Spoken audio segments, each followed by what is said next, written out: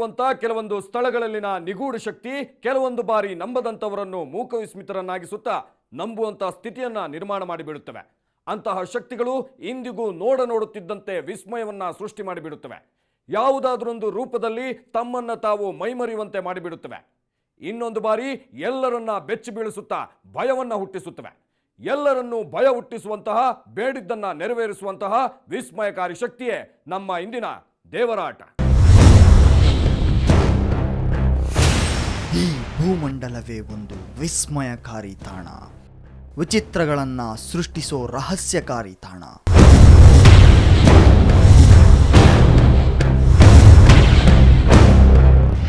ಅಂತಹ ಇಲ್ಲಿನ ಭೂಮಂಡಲದಲ್ಲಿ ಎಂತಹ ವಿಚಿತ್ರಗಳು ಬೇಕಾದರೂ ಎದುರಾಗಬಹುದು, ಎಂತಹ ವ್ಯಕ್ತಿಗಳನ್ನು ಹೇಗೆ ಬೇಕಾದರೂ ಪರಿವರ್ತಿಸಬಹುದು.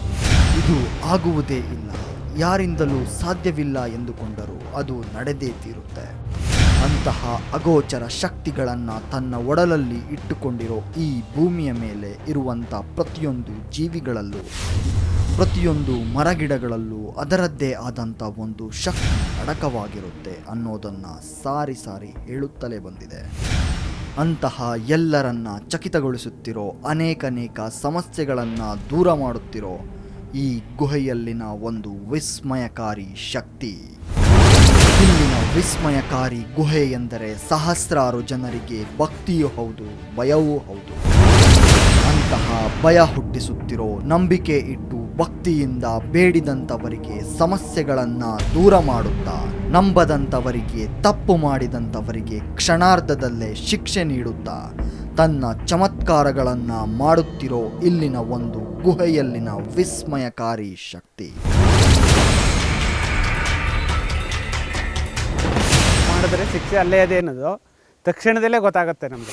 ಹಾಗೆ ಇಲ್ಲಿನ ಒಂದು ವಿಸ್ಮಯಕಾರಿ ಸ್ಥಳದಲ್ಲಿರುವಂಥ, ಯಾವ ಸ್ಥಳದಲ್ಲೂ ಕಾಣಸಿಗದಂಥ ವಿಚಿತ್ರಗಳನ್ನು ಸೃಷ್ಟಿಸುವಂಥ ಒಂದು ರಹಸ್ಯಕಾರಿ ಮರ.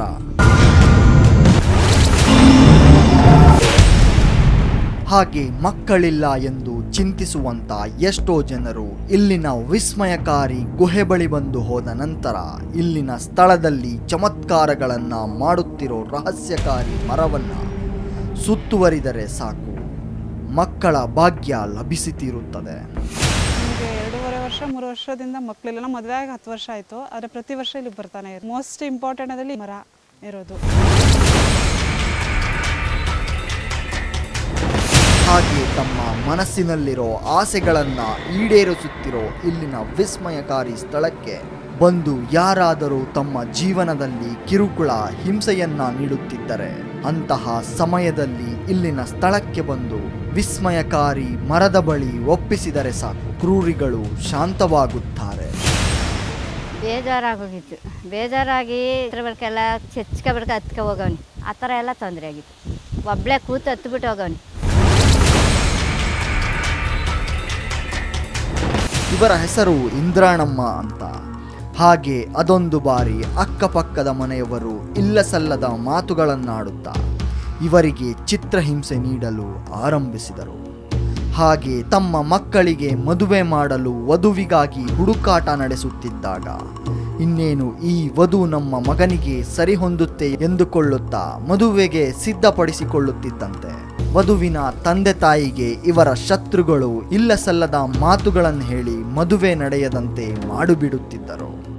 ಹಾಗೆ 3 ವರ್ಷಗಳ ಕಾಲ ಇವರ ಮಗನಿಗೆ ಮದುವೆ ಮಾಡಲು ಸಾಧ್ಯವಾಗಲೇ ಇಲ್ಲ. ಅಂತಹ ಸಮಯದಲ್ಲಿ ಶತ್ರುಗಳ ಕಿರುಕುಳ, ಹಿಂಸೆಯನ್ನು ತಾಳಲಾರದೆ ಇವರು ಬಂದಿದ್ದು ಇಲ್ಲಿನ ವಿಸ್ಮಯಕಾರಿ ಸ್ಥಳಕ್ಕೆ. ಹೆಣ್ಣೋಡಕ್ಕೋದ್ರೆ ಅಲ್ಲಿ ತೊಂದರೆ ಕೊಡ್ತಿದ್ರು, ಕಿತ್ಲೊಳೋದು, ಚಾಡಿಗಳೋದು. ಹಿರಿಯವನಿಗೆ 3 ವರ್ಷ ಆಗಿರಲಿಲ್ಲ, ಕಿರಿಯವನಿಗೂ 3 ವರ್ಷ ಆಗಿರಲಿಲ್ಲ. ತುಂಬ ಕಡೆ ಹುಡ್ತಿದ್ರು. ಓದೋದ್ ಕಡೆನೂ ಒಬ್ಬೊಬ್ರು ನೆಂಟರು ಇರ್ತಾರಲ್ಲ, ಅವರೇ ಕಿತ್ಲೆ ಮಾಡ್ತಿದ್ರು, ಚಾಡಿಗಳು.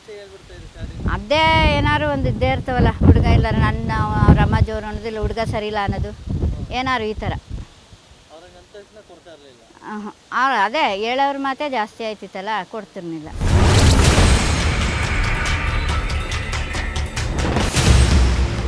ಹಾಗೆ ಶತ್ರುಗಳ ಕಿರುಕುಳ ತಾಳಲಾರದೆ ಮನನೊಂದು ಇಲ್ಲಿನ ವಿಸ್ಮಯಕಾರಿ ಸ್ಥಳಕ್ಕೆ ಆಗಮಿಸಿದ ಇವರು ಅಳುತ್ತಾ ತಮ್ಮ ನೋವನ್ನ ತೋಡಿಕೊಂಡರು.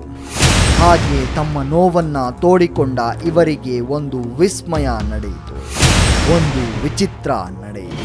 ಆ ಒಂದು ವಿಚಿತ್ರವೇ, ಆ ಒಂದು ವಿಸ್ಮಯವೇ ಹಾಗೆ ತಮ್ಮ ನೋವನ್ನ ತಿಳಿಸಿದ ಕೆಲವು ದಿನಗಳಲ್ಲಿ ತಮ್ಮ ಮಗನಿಗೆ ವಧು ಸಿಕ್ಕಿದ್ದು, ಸಂಭ್ರಮದಿಂದ ಮದುವೆ ಸಮಾರಂಭ ನೆರವೇರಿತ್ತು.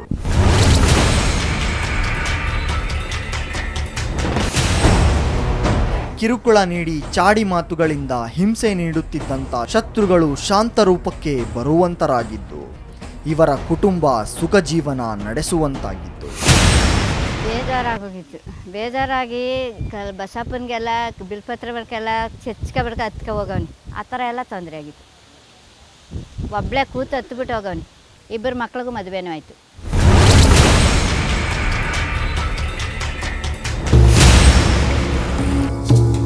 ಹಾಗೆ ಇವರ ಅತ್ತಿಗೆ ಗಿರಿಜಾಂಬಾರವರಿಗೆ ಮಕ್ಕಳಾದ 1 ವರ್ಷದೊಳಗೆ ಇದ್ದಕ್ಕಿದ್ದ ಹಾಗೆ ಮಗು ಯಾವುದೇ ಕಾರಣವಿಲ್ಲದೆ ಸಾವನ್ನಪ್ಪುತ್ತಿದ್ದು, ಅಂತಹ ಸಮಯದಲ್ಲಿ ಕಂಡ ದೇವರುಗಳನ್ನ ಕಾಡಿಬೇಡಿದರೂ ಪ್ರಯೋಜನವಾಗಲಿಲ್ಲ.